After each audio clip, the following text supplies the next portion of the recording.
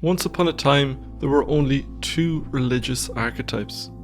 One could be found in rural areas and was associated with miraculous deeds and supernatural abilities.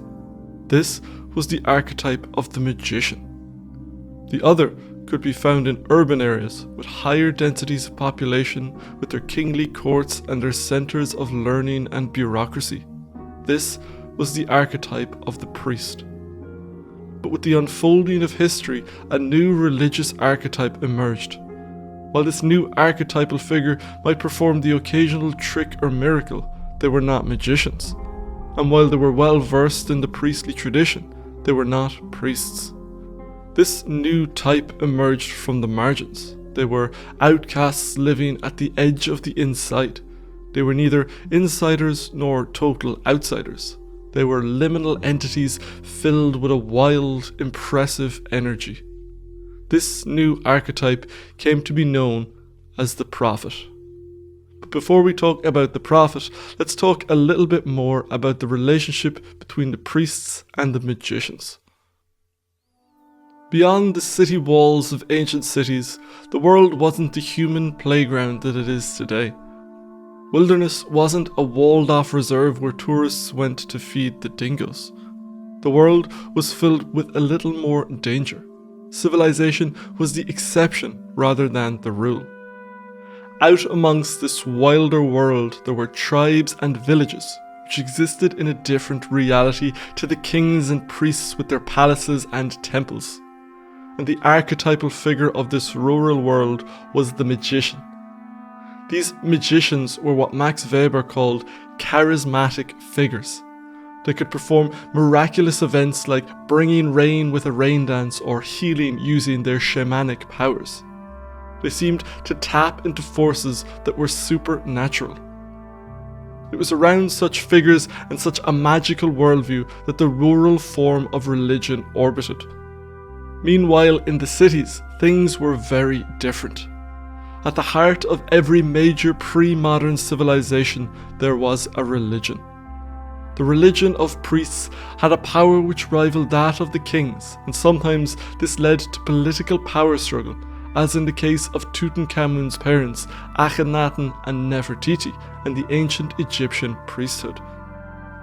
The religion of the priests was a matter of routinization, the institutionalizing of such charismatic figures and turning them into saints, gods, and demigods in the institutional religions of the city. The main practice of the priestly religion was sacrifice. The magical Moses becomes the holy man of the priestly Hebrew tradition, and sacrifices are offered to the God of Moses according to strict rules and procedures tightly controlled by the priestly class. There was a certain harmony in the coexistence of these two breeds of religion. The institutionalized religion experienced no threat from the magicians of the rural world. Instead, they integrated these figures into their religion and institutionalized them and ordered them, using them to bolster their own religion. It is into the midst of this dichotomy that the prophet enters the scene.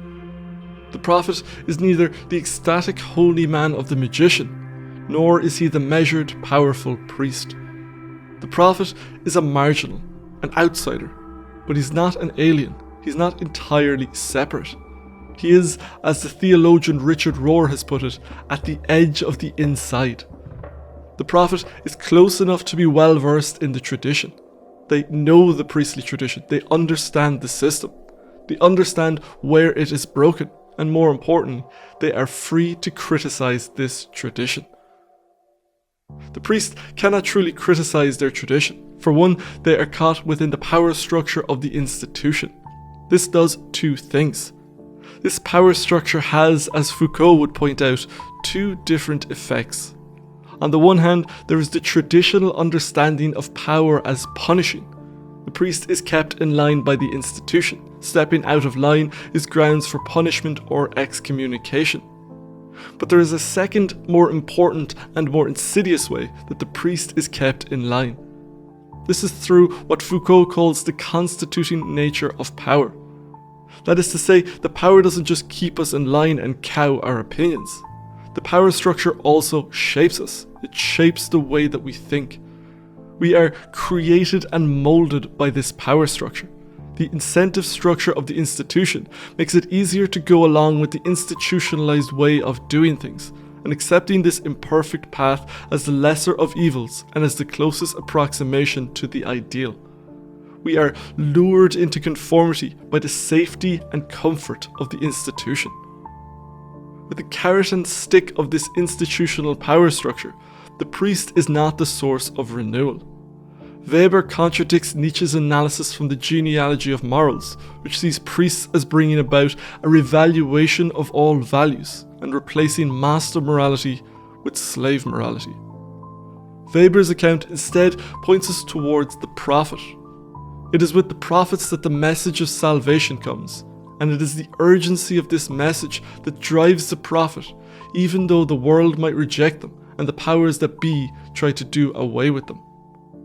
The work of the prophet isn't an idle intellectual game. It's an existential question, a matter of life and death. The prophet is outside the institutional power structure. They are outsiders, not by choice. This is a key characteristic of the prophet. They are not creatures of conscious will. The prophet is passive. Rather than being a rebel or revolutionary, the prophet is merely the greatest servant or the emptiest vessel of the higher power. As such, the prophet does not choose to become an outsider, nor are they born as outsiders. Prophets were once on the inside. They were once regular folk. But then they were torn from their world, not by choice, but by a higher power. Fans of Joseph Campbell will recognize the initial arc of the hero's journey here, with the hero's unwillingness to go on the journey and their refusal of the call. It's something we see play out directly in many of the biblical prophets. The prophet Jonah tried to escape his call and ended up inside the belly of the whale-like Leviathan. The prophet is dragged on their journey by something beyond their will. This is not the charismatic cult leader confidently leading his chosen people away. This is an individual who is torn from their comfortable life and pushed into the role of the prophet. A higher power calls them or gives them an illumination. They experience a shattering encounter with the truth, and they cannot go back to their previous life. There is no better example of this than the founder of Islam. Muhammad went from being a successful trader in Mecca until he had the role of prophet thrust upon him by the force of revelation. He had to speak against his own tribe and their excesses and go to war with them. But this outsider position of the prophet gives them a vantage point from which to look at their old world, a world which has become alien and intolerable to them. Being outside, they are no longer controlled by the incentives of the inside. They are free to think differently and honestly evaluate the system. Aside from this divine call, there are two other key elements of the prophet archetype: charisma and revelation. That is, their personal exemplary lives and the doctrine that they reveal. In the case of Muhammad, we have the life of the prophet, which is a lofty ideal that Muslims are encouraged to emulate, and then there is the doctrine that was revealed through him, i.e. the Quran. In the case of Jesus, there is his life, and then there is the truth that was revealed through him. In the case of the Buddha, there is his lived example, and then there is the teachings, the Dharma, that he revealed. In each of these cases, we can see the two elements of the prophet dancing with each other. And the degree to which each of these elements varies gives us two different types of prophetic traditions. On the one hand, we have the exemplary prophets, and on the other, we have the ethical prophets. In the case of exemplary prophets, the primary emphasis is on how life is to be lived, while the doctrine is secondary. In the case of ethical prophecy, it's the opposite. The transcendentally revealed doctrine is primary, and the emphasis on behavior is less prominent. It's worth noting that in both cases, the two elements are important. The revelation is still important in the case of the exemplary prophet, and the life of the prophet is still important in the case of the ethical prophet. Hence, in the life of Muhammad, his life isn't the most important part by far, but nevertheless he is an ideal for how a Muslim should conduct themselves. It's not necessary to live like Muhammad, but it is admirable. Christianity also fits in this ethical mold. While the life of Jesus is admirable, and we would do well to emulate it, the truly important element of Christianity is the revelation, is the salvation that comes from believing in Christ and the resurrection. It is the ethical component that dominates over the exemplary. However, in the case of an exemplary prophet like Buddha, his teachings, i.e. the Dharma, is obviously very important, but not as important as life. In one of the famous stories of the Buddha, he compares the Dharma to a raft which helps us cross the river. Why, he asks us, would you keep carrying the raft when you have reached the other side? And so, the revealed doctrine is a means to a better way of being, and not the end in itself. We can also place Stoicism, Epicureanism, and cynics like Diogenes in this category. These schools of philosophy were almost religions in the ancient world. They were schools that encouraged us to live good lives. The doctrines weren't what mattered, but the lives we led. As with Buddhism, these doctrines could enable this better life, but they were not the point. For example, the Epicurean poem On the Nature of Things by Lucretius teaches us the doctrines of atomism and of the non-existence of an afterlife. These doctrines were important for liberating us from the fears and beliefs that keep us from living the good life. If success is measured in numbers, then the ethical prophecies are infinitely more successful than the exemplary prophecies.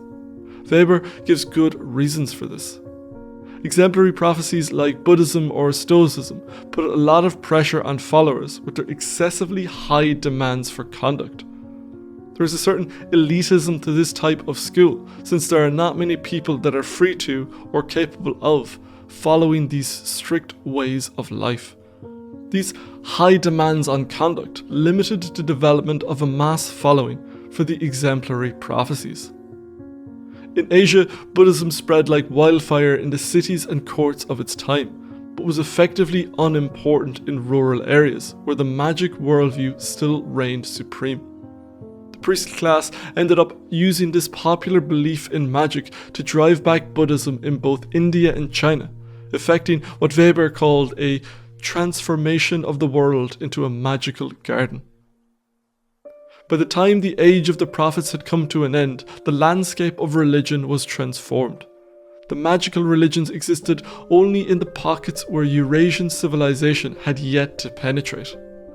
Meanwhile, the sacrificial religions of the pre-prophetic religions were all but wiped out in the West, though they fared better in the East with their ability to beat back the exemplary prophetic tradition of Buddhism. The prophet was a new archetype that brought in a new way of being religious. It was a revolution against the priestly religion from the inside.